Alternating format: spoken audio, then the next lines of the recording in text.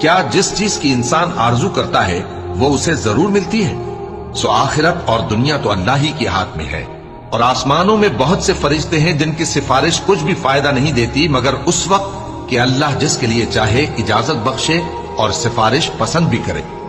जो लोग आखिरत पर ईमान नहीं लाते वो फरिश्तों को लड़कियों के नाम से मौसूम करते हैं, हालांकि उनको इसकी कुछ खबर नहीं।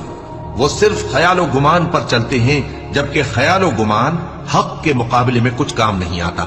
तो जो हमारी याद से रूगर्दानी करे और सिर्फ दुनिया ही की जिंदगी का ख्वाहा हो, उससे तुम भी मुंह फेर लो। उनके इल्म की यही इंतहा है।